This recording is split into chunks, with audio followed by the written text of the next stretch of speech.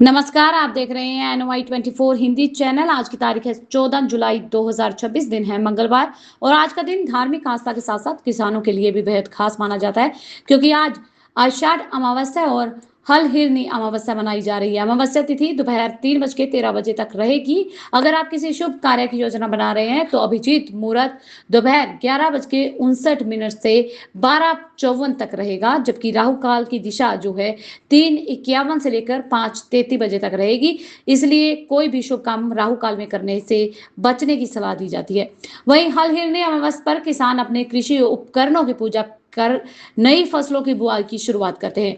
अब बात करते हैं इस बुलेटिन में प्रधानमंत्री नरेंद्र मोदी की बड़ी अपडेट्स के बारे में, देश से जुड़ी मौसम की ताजा हालात के बारे में और मिडिल ईस्ट से जुड़ी अहम खबरों के बारे में। तो चलिए शुरुआत करते हैं आज की मुख्य और बड़ी खबरों से। आज 14 जुलाई को भारत सरकार देश को देने वाली है पहला इकोनॉमिक बायोमेट्रिक, जिससे पल पल बदलेगी बिजनेस की चाल। भारत सरकार 14 जुलाई को देश का पहला high frequency economic barometer launch करने जा रही है। प्राइम मिनिस्टर नरेंद्र मोदी के नेतृत्व में इसे देश के आर्थिक प्रशासन को आधुनिक और डेटा बेस्ड बनाने की दिशा में अहम कदम माना जा रहा है। इस बायोमेट्रिक की मदद से स्मॉल बिजनेस को सशक्त करने और देश की इकोनॉमी को तुरंत सही दिशा देने में मदद मिलेगी।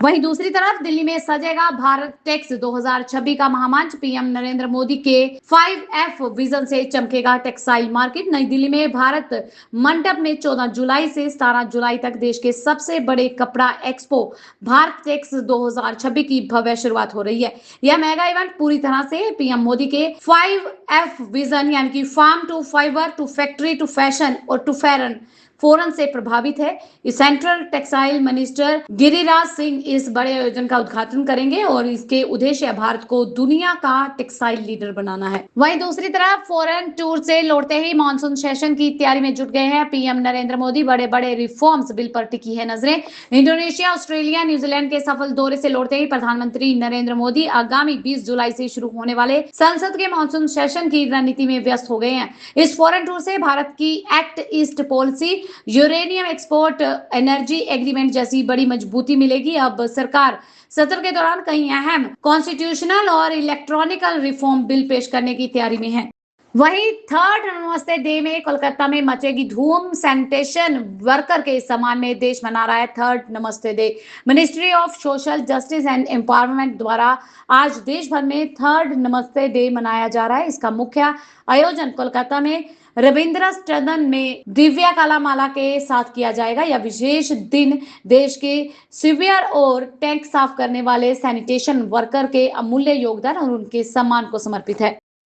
वहीं दूसरी तरफ दुनिया मना रही है फ्रांस का राष्ट्रीय दिवस बेस्टाइल डे। दिल्ली में दिखा फ्रेंच कल्चर का रंग। आज 14 जुलाई को अंतरराष्ट्रीय स्तर पर फ्रांस का नेशनल हॉलीडे धूमधाम से मनाया जा रहा है। यह दिन 1789 में फ्रेंच रेवोल्यूशन के दौरान बेस्ले जेल पर हुए ऐतिहासिक हमले की याद में मनाया जाता है। भारत भी एलियंस फ्रेंचाइज दिल्ली जैसे केंद्रों पर फ्रेंच ओपन डे मनाकर वही अनूठी कल्चर का प्रदर्शन किया जा रहा है। वहीं भारत के विदेश मंत्री डॉक्टर जयशंकर ब्रुसेल पहुंचे हैं। इंडिया EU-TTC की बैठक में होंगे शामिल। भारत के external affair minister doctor S Jaishankar अपने 6 देशों के कूटनीतिक दौरे के आखिरी पड़ाव पर 14 और 15 जुलाई को बेल्जियम की राजधानी में रहेंगे। यहां वो तीसरी इंडिया यूरोपियन यूनियन ट्रेड और टेक्नोलॉजी काउंसिल की अहम बैठक में भाग लेंगे। इसके साथ ही वो EU और बेल्जियम के फॉरेन मिनिस्टर के साथ भी बात करेंगे। दूसरी तरफ यूरोप के सबसे बड़े लॉजिस्टिक हब पहुंचे Piyush Goyal. Antwerp diamond centre का करेंगे दौरा। Central commerce and industry minister Piyush Goyal 13 से लेकर 17 जुलाई तक यूरोप के हाई लेवल बिजनेस टूर पर हैं। स्पेन का सफलतापूर्वक दौरा संपन्न हो चुका है और 14 जुलाई को बेल्जियम के प्रसिद्ध European largest logistic hub Antwerp world diamond centre का दौरा करेंगे, जिससे भारत के बिजनेस रिलेशंस में नई ऊंचाई मिलेगी। वहीं आज 14 जुलाई को बात की जाए सुप्रीम कोर्ट में तो भोजशाला डिस्ट्रीब्यूट पर महासुनवाई होगी। आज कोई बड़ा फैसला आ सकता है। मध्य प्रदेश के धार जिले में ऐतिहासिक और विवादित भोजशाला को लेकर आज 14 जुलाई को सुप्रीम कोर्ट में एक बेहद अहम और अर्जेंट हियरिंग होने जा रही है। चीफ जस्टिस सूर्यकांत की अध्यक्षता वाली बेंच हाई कोर्ट के उस फैसले को चुनौती देने वाली याचिका पर आज सुनवाई करेगी, जिसमें परिसर को वेग देवी टेम्पल घोषित किया गया था। इस मामले में कोर्ट के रुख पर सबकी नजरें बनी हुई हैं। दूसरी तरफ वाराणसी के बहुचर्चित ज्ञानवापी डिस्ट्रीब्यूट सुलझाने की अनोखी कोशिश की जाएगी। आपसी बातचीत के लिए आज आमने सामने बैठेंगे दोनों पक्ष। वाराणसी के बहुचर्चित ज्ञानवापी परिसर विवाद को लेकर सुप्रीम कोर्ट के पिछले निर्देशों के बाद आज एक बड़ा कदम उठाया जा रहा है। हिंदू और मुस्लिम दोनों पक्षों के प्रतिनिधि, वकीलों और इस संवेदनशील मसले को लेकर आपसी बातचीत और सुलझाने के लिए 14 जुलाई को एक विशेष मेडिटेशन मीटिंग के साथ बैठेंगे। वहीं आज के दिन एक और बड़ी अपडेट होने वाली है। वकीलों और लीगल एजुकेशन पर बड़ा फैसला आने वाला है। बार काउंसिल ऑफ इंडिया आज फाइनल करेगी अपना प्रपोजल। सुप्रीम कोर्ट के सख्त दिशा निर्देशानुसार बार काउंसिल ऑफ इंडिया देश में लीगल एजुकेशन और वकीलों की प्रैक्टिस से जुड़े एक अहम और खास नए प्रपोजल को आज यानी कि 14 जुलाई को अंतिम रूप दे सकती है। इस प्रस्ताव के लागू होने से देश की कानूनी शिक्षा प्रणाली, वकीलों के कामकाज में बड़े बदलाव देखने को मिल सकते हैं। अगर नौकरी की बात की जाए तो आईडीबी बैंक ने सरकारी नौकरी का शानदार मौका मिल रहा है। स्पेशलाइज्ड ऑफिसर के पदों पर आवेदन आज से शुरू हो जाएंगे। बैंकिंग सेक्टर में अगर आप करियर बनाने की इच्छुक हैं तो युवाओं के लिए एक अच्छी खबर सामने आ रही है। आईडीबीआई बैंक में स्पेशलिस्ट ऑफिसर के 31 महत्वपूर्ण पद, जिसमें लीगल, आईटी, सिक्योरिटी आदि हैं। ऑनलाइन एप्लीकेशन की प्रक्रिया आज 14 जुलाई से आधिकारिक रूप से यानी कि ऑफिशियल रूप से शुरू हो जाएगी। योग्य उम्मीदवार बैंक की वेबसाइट पर जाकर फॉर्म फिल कर सकते हैं। वहीं अगर आप एसबीआई में अफसर बनने का मौका देख रहे हैं तो आज आखिरी मौका है आपके पास। असिस्टेंट और डिप्टी मैनेजर के पद के लिए आवेदन की आज लास्ट डेट है। तो स्टेट बैंक ऑफ इंडिया में अगर आप असिस्टेंट मैनेजर या डिप्टी मैनेजर के लिए 49 पदों पर जो है भर्ती के लिए आवेदन का आखिरी दिन आज 14 जुलाई को है। जिन इच्छुक उम्मीदवारों ने अभी तक अपना रजिस्ट्रेशन नहीं करवाया वो बिना देर किए आज रात तक अपना ऑनलाइन एप्लीकेशन पूरा कर सकते हैं।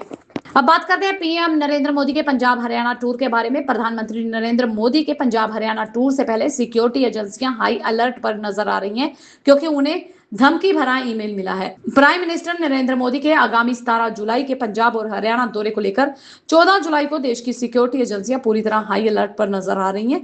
एक प्रतिबंध प्रो खालिस्तानी ग्रुप द्वारा इस दौरे और रैलियों को प्रभावित करने के लिए धमकी भरा ईमेल भेजा गया। सिक्योरिटी के मद्देनजर चंडीगढ़, मोहाली, जलंधर में कड़े इंतजाम किए जा रहे हैं। जलंधर कैंट को मिलेगी आधुनिक सौगात। 17 जुलाई को पीएम नरेंद्र मोदी करेंगे करोड़ों के प्रोजेक्ट का उद्घाटन।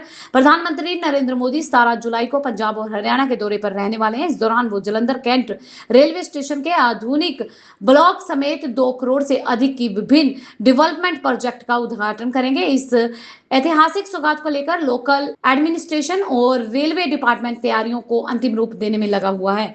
अगली बड़ी खबर दिल्ली से आ रही है, जहां दिल्ली में जुटेगा छात्रों का महाकुंभ। पेपर लीक के मुद्दे पर सरकार को घेरेंगे राहुल गांधी।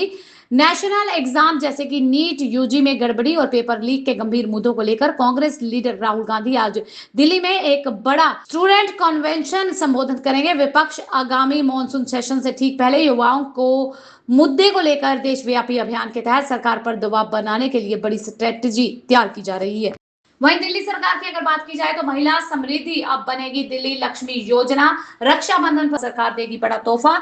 दिल्ली गवर्नमेंट ने एक बड़ा पॉलिटिकल और एडमिनिस्ट्रेटिव फैसला लेते हुए अपनी प्रसिद्ध महिला समृद्धि योजना का नाम बदलकर दिल्ली लक्ष्मी योजना कर दिया। सरकार इस नई स्कीम को आगामी रक्षाबंधन के त्योहार तक महिलाओं को बड़ा फाइनेंशियल बेनिफिट देने के लिए व्यापक स्तर पर रोल आउट करने की तैयारी में लगी हुई है। वहीं प्रधानमंत्री नरेंद्र मोदी के मार्गदर्शन में कोलकाता में जूट फार्मर की किस्मत चमकाने उतरेंगे Shivraj Singh. High level meeting में बनेगा बड़ा प्लान। पीएम नरेंद्र मोदी के मार्गदर्शन में central agriculture minister Shivraj Singh Chouhan आज कोलकाता में वेस्ट बंगाल गवर्नमेंट के शीर्ष अधिकारियों के साथ हाई लेवल रिव्यू मीटिंग कर रहे हैं। इस बैठक में मुख्य रूप से जूट फार्मर के विकास के साथ साथ पीएम किसान फसल बीमा योजना और पीएम आवास जैसी केंद्रीय फ्लैगशिप स्कीम्स के क्रियान्वयन की समीक्षा भी की जाएगी।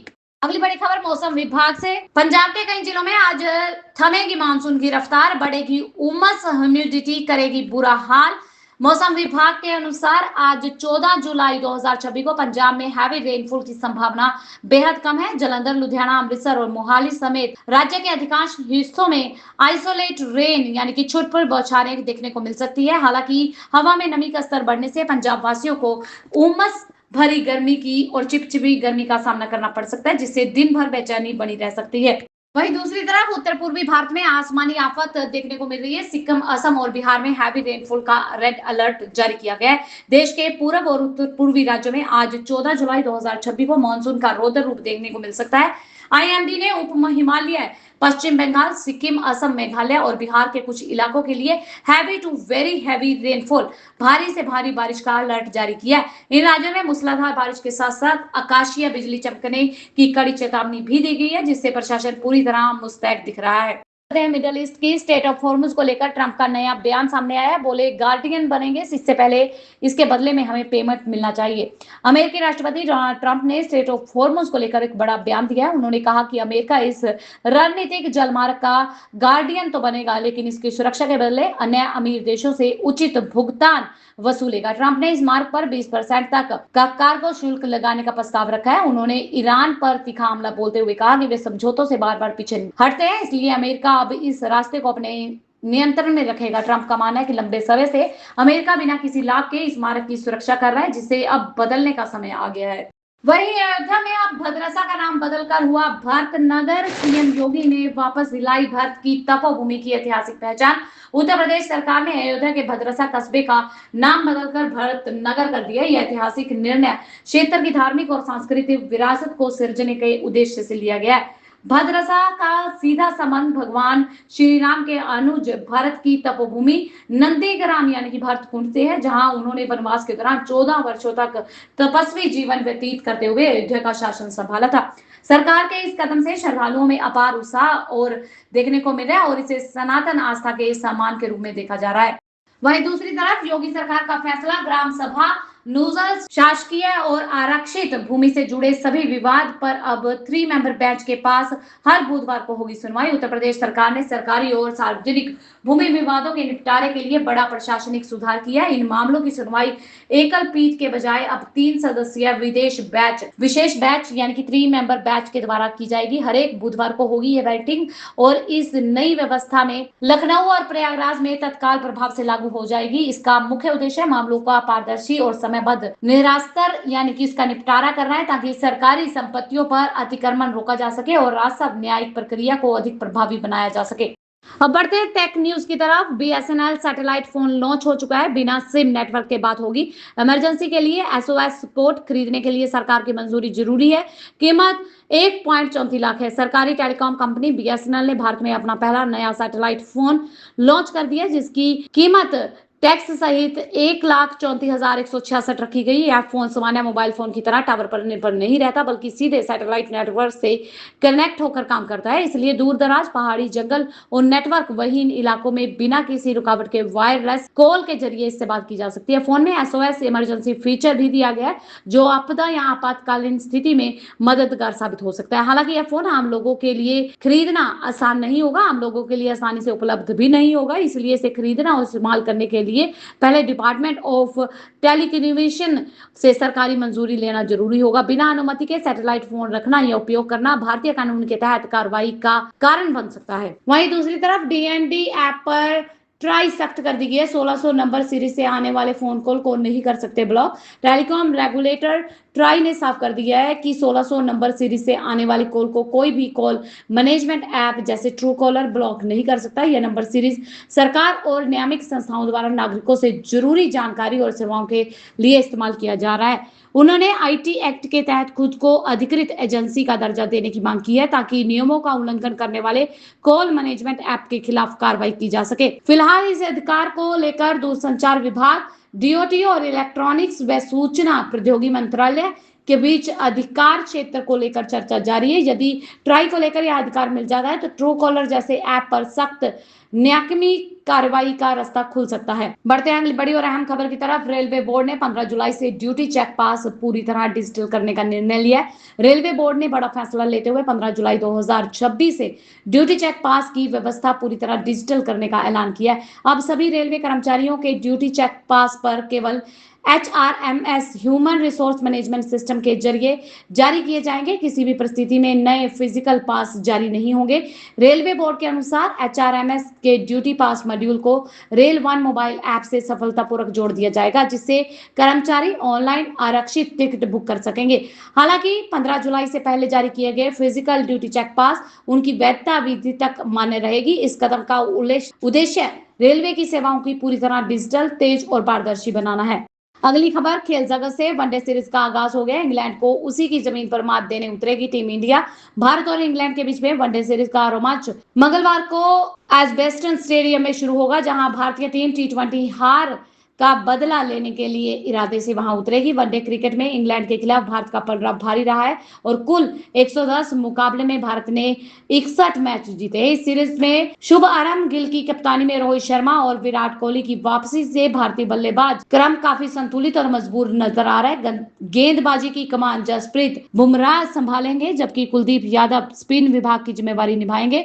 चोटिल खिलाड़ियों की अनुपस्थिति के बावजूद भारतीय टीम इंग्लैंड को कड़ी टक्कर देने के लिए पूरी तरह तैयार है।